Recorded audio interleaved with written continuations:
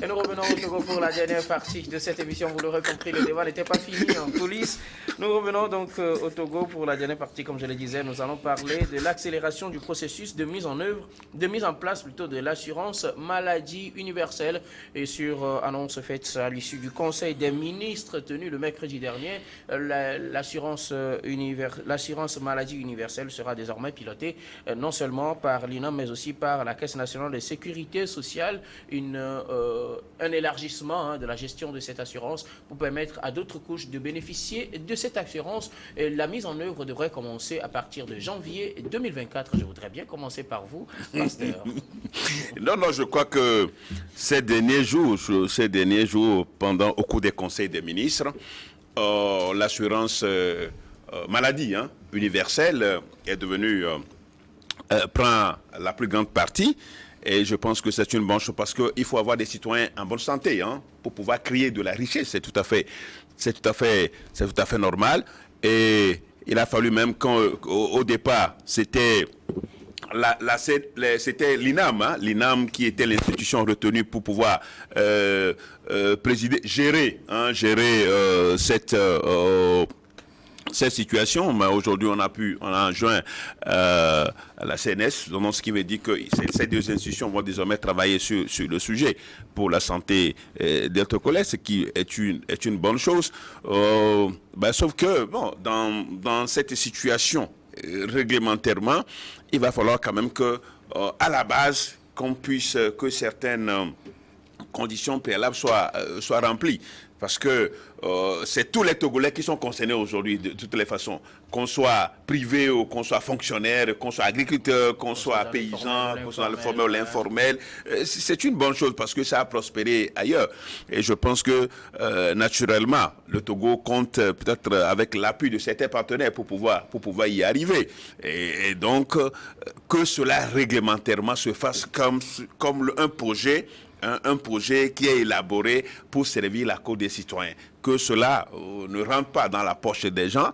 Et surtout quand vous prenez des institutions où on voit les gens qui cumulent les fonctions, est-ce qu'ils seront efficaces? Il y a aussi cet aspect. Est-ce que les établissements de santé publique sont vraiment équipés pour pouvoir répondre à la santé des citoyens, puisqu'on en a tellement parlé? C'est vrai quand même qu'il y a aussi les prestataires privés qui vont se joindre aux prestataires publics. De toutes les façons, rien ne vaut la santé. Rien ne vaut la santé. Et il faut quand même que les citoyens soient en bonne santé. Donc c'est une bonne chose. Donc on va falloir quand même attendre pour voir ce que ça pourra donner. C'est dire que le Togo prend un engagement devant les prestataires pour que chaque année, ils puissent les payer. Et c'est là où on va vraiment justifier l'action du gouvernement. Donc pour le moment, on ne peut que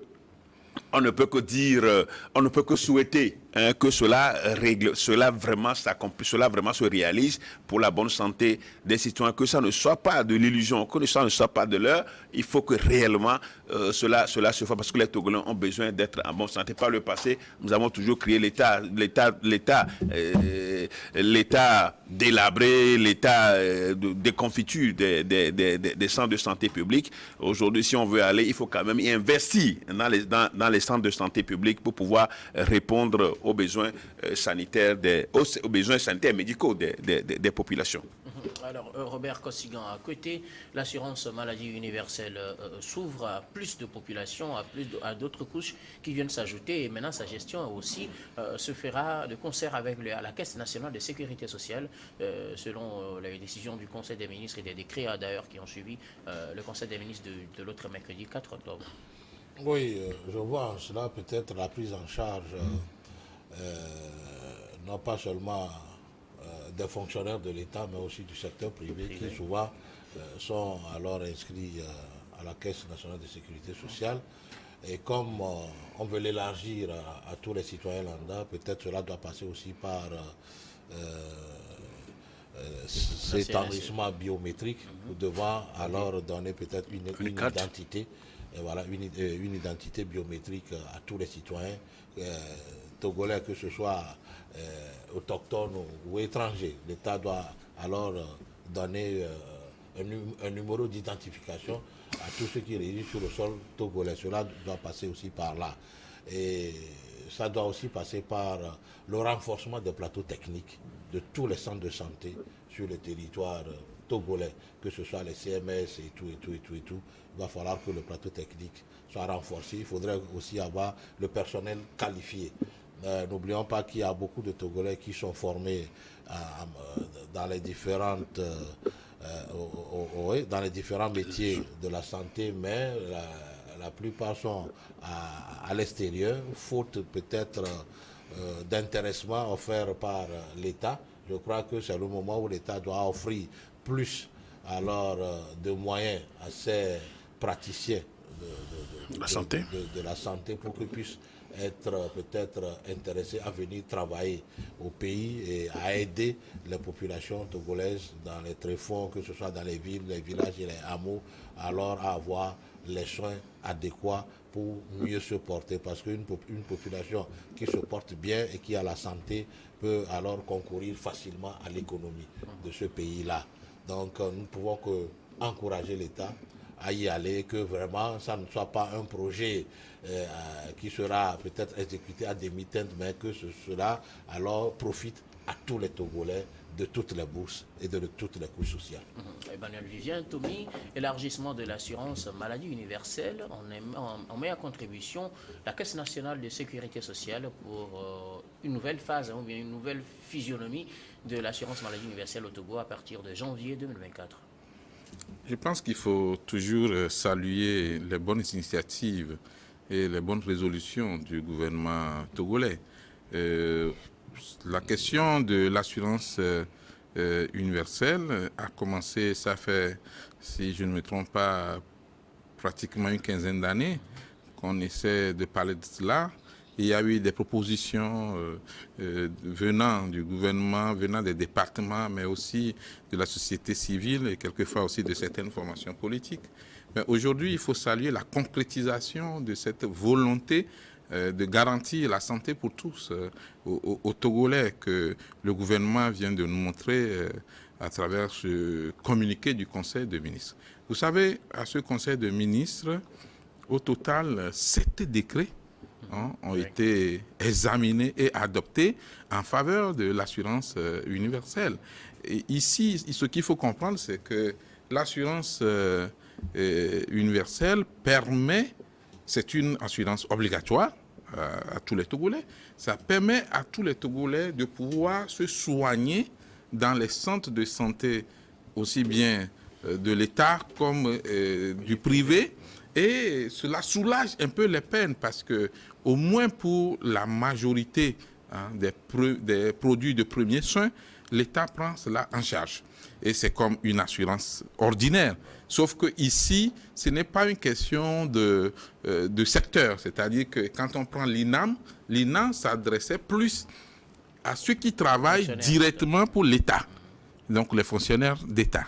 Alors qu'avec l'assurance maladie universelle, même celui qui ne travaille pas directement, le petit maçon, il a effectivement le droit d'accéder à ces opportunités. Il doit cotiser.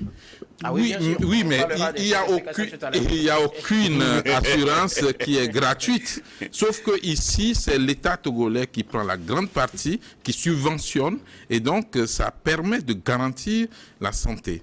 Et cela fait partie aussi des promesses faites par M.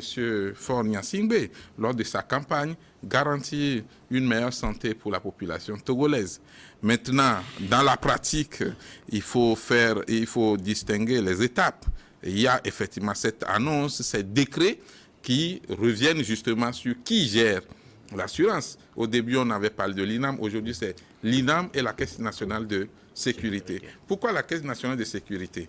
Tout simplement parce que la Caisse nationale de sécurité a piloté un projet qui a bien marché. Il s'agit de l'hôpital Docteur Lafié, qui est aujourd'hui un hôpital de référence, pas seulement chez nous au Togo, mais dans presque toute la sous-région. Est accessible à tout le monde? Et cet hôpital est justement est accessible à tout le monde. J'ai eu à faire un grand dossier sur ça qu'on peut lire sur mon site internet. L'hôpital d'Otal Lafié, c'est un hôpital pour le citoyen lambda, mais aussi un hôpital pour les personnalités qui ont l'habitude d'aller se faire soigner en Europe. La preuve, bientôt, nous allons commencer par accueillir même des présidents et des ministres des autres pays ouest-africains ici. Et donc, ils n'ont pas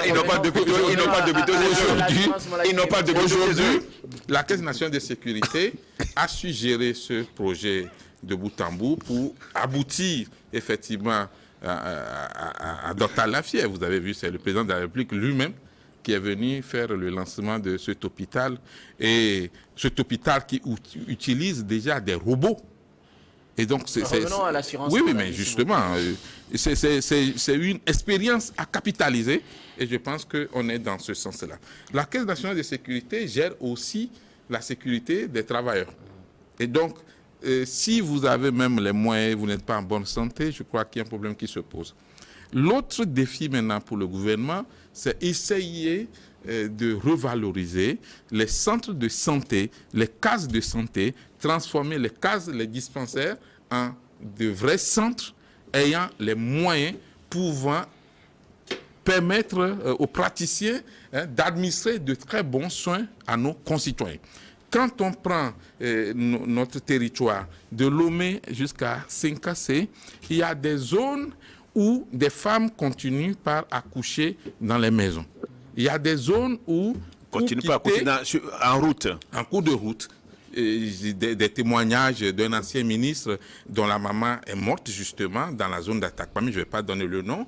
Tout simplement, le temps de quitter le village pour arriver à l'hôpital central, sur une moto, la femme a tellement souffert qu'elle n'a pas pu vivre encore et l'enfant aussi est parti. Donc aujourd'hui, c'est une très bonne chose que d'accélérer le processus pour aboutir à cette assurance universelle, cette assurance obligatoire pour les Togolais, pour aider à une meilleure santé, mais aussi il faut revoir le système d'implantation des centres de santé. Il faut que tous les villages, pourquoi pas les campagnes les plus reculées, puissent avoir une unité de soins. Merci. Et dans les zones où... Tout à l'heure. Nous allons revenir sur ces implications. Okay. Vous aurez le temps de mieux détailler. Donc, je voudrais commencer par vous. Quelles seront les implications de cette volonté d'élargir l'assurance maladie? On ferait une assurance maladie universelle. Implications au plan administratif, au plan social, au plan sanitaire, au plan sécuritaire. Quelles seront les implications de part et d'autre? Non, d'abord, il faut profiter aussi pour dire que ceux qui souscrivent à cette assurance doivent cotiser. Oui, mais justement, oui, mais même si c'est 200 francs il faut donner, je crois qu'il va falloir quand même que chacun soit conscient de cela. L'implication aujourd'hui, c'est vrai qu'on veut tendre vers l'inclusion sociale, l'harmonie et tout ça là, pour que tous les Togolais puissent bénéficier des soins n'importe où ils se trouvent. Mais le problème, comme on l'a dit tout à l'heure, c'est le fait que dans plusieurs contrées, il n'y a pas d'unité de santé. Et cela on nous dit que c'est d'ici janvier 2024. Est-ce que tous ces équipements-là seront au point? Il n'y a même pas des soins de santé privés dans plusieurs domaines, d'ailleurs, dans plusieurs contrées, parce qu'il faut des soins privés, des centres privés, il faut beaucoup d'argent. C'est privé, ce n'est pas public. Donc, je pense que le défi est très grand. Et je crains fort que d'ici le 1er janvier, ça puisse réellement commencer par se réaliser, peut-être dans les grandes villes. C'est possible dans les grandes villes, mais dans les campagnes et autres, ça va être très compliqué. Il va falloir quand même qu'il y ait une volonté politique pour pouvoir y arriver. Et je dis que, bon, c'est vrai, que c'est une promesse de campagne, une promesse électorale, donc il faut le faire, mais est-ce que cela va répondre exactement à quelque chose de pratique sur le terrain? Il faut le personnel, et il faut les praticiens de la santé, il faut tout ça là. Est-ce qu'on n'a pas vraiment les moyens pour le faire? Est-ce qu'on a un personnel qualifié au Togo? Le Togo forme quand même des agents de santé. Des agents de santé, mais pour les milieux plus urbains. Mais pour les milieux ruraux, est-ce qu'il y a une formation spéciale pour ceux qui... Non, ce que je dis, c'est que dans les milieux urbains, on a quand même accès à ces centres-là, il y en a. Mais dans les centres, dans les milieux ruraux, il n'y en a pas. Attention, Guillaume. Au Togo, oui, toutes les préfectures disposent au moins d'un centre hospitalier. Oui, mais si toutes les préfectures quittaient justement, par exemple, mon village pour aller à Vauganville, par exemple, c'est des kilomètres qu'il faut parcourir. C'est pourquoi je dis il faut la proximité des centres de santé aux populations. Et c'est ça qui va rendre ce projet vraiment attractif, ce projet vraiment effectif. Et donc, comme on le dit, on va attendre d'ici janvier pour voir ce que ça va donner. Mais je présume quand même que ça va être un peu compliqué au début. Mais c'est la volonté politique qui est... Bon, ce qui a manqué depuis là, si aujourd'hui on veut se rattraper, bon, on attend de voir ce que ça peut donner. Et surtout que les citoyens comprennent qu'il serait nécessaire pour eux aussi de contribuer pour que, en tant que droit pour bénéficier de cette assurance, au cas où des gens ne contribuent pas, est-ce qu'ils seront mis de côté? C'est comme toute assurance, vous ne souscrivez pas, vous n'avez pas... Justement, donc vous voyez que ça ne sera plus universel. Non, c'est universel. C'est plus universel. On pourra le faire gratuitement si on pourrait le faire gratuitement. Maladie gratuite. Attention. Emmanuel Vivien-Tomi, quelles seront les implications de cette volonté d'élargir l'assurance maladie au Togo, les défis aussi auxquels on sera confronté peut-être? Oui, juste rappeler que le deuxième nom de cette assurance universelle, c'est l'assurance obligatoire. Obligatoire parce que du moment où tu es togolais ou résident au Togo, tu as la possibilité de profiter de cette assurance. Sauf que pour toute assurance, il faut justement une souscription. Il y aura l'étape des cartes, nous permettant effectivement d'avoir assurance au sein, parce que si tu ne disposes pas de cette carte-là, on ne pourra pas effectivement prélever et te servir. Et aujourd'hui, les grands défis, justement, quand on prend le Togo avec les 39 préfectures, chaque préfecture dispose d'au moins un centre hospitalier censé, en principe, accueillir les cas les plus graves de tous les cantons du monde. Malheureusement. Censé. Malheureusement. Mais dans la réalité, on remarque que beaucoup de centres de santé dans nos préfectures ne répondent pas tellement aux normes parce que faute de moyens, faute de matériel, moi je ne dirais pas faute de compétences parce que la compétence, nous en avons. La preuve, il y a beaucoup de médecins aujourd'hui qui sont des Togolais qui vivent en France et qui sont parmi les meilleurs. Pas seulement en France, en Occident. En Occident, d'une façon générale. Et on parle de ces Togolais-là qui font des prouesses un peu partout en Europe. Donc aujourd'hui, il n'y a pas de problème pour la compétence. Le problème qu'on a, c'est que quand on va dans les centres de santé à l'intérieur du pays, mais il y a les matériels qui manquent. Donc, la plus belle femme ne peut donner que ce qu'elle a. Donc, les médecins, les assistants qui sont dans ces milieux-là sont confrontés à ces problèmes. Imaginez, nous sommes en 2023, mais les gens continuent pas à mourir pour les piqûres de serpents dans nos milieux, malheureusement. Aujourd'hui, il s'agit d'abord de revaloriser les centres de santé. Et chaque canton doit disposer au moins d'un CMS, un centre médico-social de qualité, pouvant permettre d'administrer les soins de qualité, la question de l'accouchement pour nos femmes, les soins pour la pédiatrie, et ainsi de suite. Moi, j'ai même adressé une fois un courrier au chef de l'État où je lui proposais de faire un effort pour mettre des pédiatries dans pratiquement tous les centres préfectoraux de santé. Ça va aider parce que si chaque fois il faut se référer à la capitale, Lomé ou encore à Kara, ça nous crée des problèmes ça crée des problèmes à la population. L'autre défi aussi, c'est d'arriver à une très bonne gestion. Une très bonne gestion parce que ce n'est pas parce que c'est l'État qui subventionne qu'on doit se laisser faire. Et en cela, il y a des dispositions qui sont prises. Le décret ou bien les décrets qui sont pris en Conseil des ministres ont bien statué là-dessus. Il n'y aura pas de désordre et ce serait bien surveillé. Et on espère que cette allure que le gouvernement veut donner à la chose soit respectée et qu'il y ait la bonne gouvernance, la bonne gestion. Et pour finir aussi, il faut reconnaître que c'est un progrès. Un progrès en ce sens que beaucoup de Togolais ne vont pas à l'hôpital quand ils sont malades. Il y en a, je parlais tout à l'heure de piqûres de serpents, il y en a qui croient encore à l'utilisation de la pierre noire, qui est une fabulation de la magie de chez nous, qui ne marche pas. Ça avait servi, ça a servi dans le village. Hein. Nécessairement, je pense que... Restons dans le concret, dans cette Oui, fois, donc il faut cette culture de l'hôpital. C'est-à-dire, quand on est malade, il ne faut pas avoir peur d'aller à l'hôpital.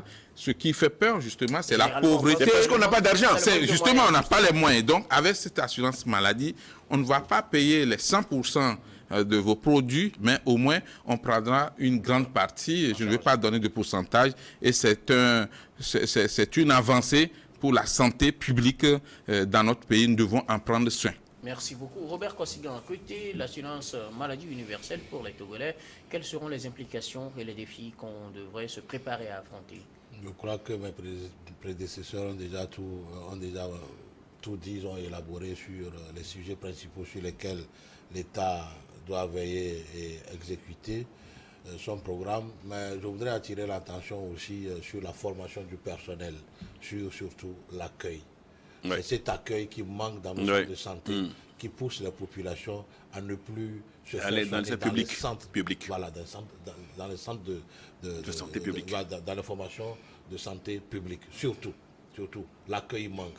C'est ce qui fait que voilà, l'infirmier du quartier est plus prisé qu'aller à l'hôpital. Parce qu'au moins lui, bien sûr que... Il est payé à la tâche. Il est payé à la tâche, il accueille bien. Il accueille bien, surtout ça. C'est ce qui encourage la prolifération des centres de santé entre griffes non autorisés. On appelle sauvage. Voilà, parce qu'au moins, ils accueillent bien. Dans nos centres de santé, parfois, l'accueil est dégoûtant. On dirait qu'on est venu peut-être chez son ennemi, puisque on ne vous répond pas. Alors que c'est là où on est censé retrouver la vie. Non, en principe, on ne vous répond pas, on ne vous dit rien, jusqu'à ce que vous nous voyez votre parent. On regarde la télé, on fait le WhatsApp. Il y a beaucoup de choses. Et donc moi je dis, ah oui, et surtout, allez-y voir parfois le traitement qu'on réserve alors à nos mamans, à nos sœurs qui veulent donner vie. Parfois, elles passent de vie à trépas en étant dans un centre de santé publique. Cela va des ordres régaliens de l'État à revoir alors la formation des personnels de santé sur l'accueil. Ça, c'est très important. Maintenant, dans les délivrances des cartes d'assurance maladie et tout, il ne faudra pas que cela soit politisé et que ce soit un bord politique qui puisse profiter au détriment des autres, que cela ne soit pas alors... Ça, ce n'est même pas possible. Non, écoutez, je sais ce que j'ai dit, nous sommes au Togo. Ah oui, ensuite que cela ne soit pas alors l'objet d'escroquerie pour les cadres de santé, les cadres devant assumer la distribution de ces cartes-là. Qui doivent demander qu'on dépose quelque chose sur le dossier.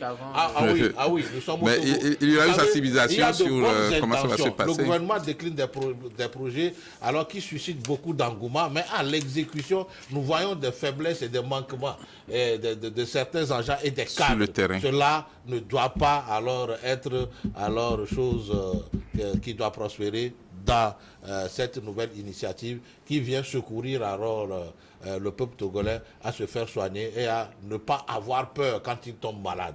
C'est surtout ça. Merci beaucoup à vous. Nous arriverons pratiquement à la fin de cette émission. Mais avant de terminer, comme d'habitude, nous allons faire un dernier tour de table avec vos derniers mots sur un sujet de votre choix. Je commence par vous, Pasteur Ido. Moi, je voudrais juste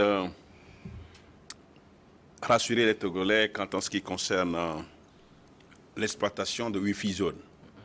Wi-Fi Zone, je crois que l'ACEP a bien fait sortir un communiqué, une décision pour dire que l'Wi-Fi Zone, l'activité Wi-Fi Zone est licite, contrairement à ce que Togocom avait dit. Et cette activité est une valeur ajoutée à l'économie. Et je pense que l'ACEP ne fait que mettre en application une loi une loi qui a été votée par les députés, suivie d'un décret du chef de l'État. Aujourd'hui, il est question, au moment où l'activité Wi-Fi Zone est devenue une activité pour tout le monde, il va falloir quand même qu'on plaide pour que la loi soit revue et que ces dispositions-là puissent permettre réellement à l'explosion de cette activité qui donne beaucoup déjà à l'économie nationale. Donc l'activité Wi-Fi Zone n'est pas interdite par l'ARCEP. L'ARCEP veut juste régulariser le secteur pour éviter que Togocom et les autres opérateurs ne continuent de couper abusivement l'Internet. Merci beaucoup, pasteur Komi Edo. Je rappelle que vous êtes président du mouvement Martin Luther King. Merci. D'avoir répondu à notre invitation. Merci. Emmanuel Vivien Tomi, nous sommes à la fin. Vos derniers mots. Juste pour déplorer ce qui se passe aujourd'hui en Israël, cette guerre entre Israël et puis Gaza, je pense que ça me choque de voir autant de vies éliminées chaque jour comme cela.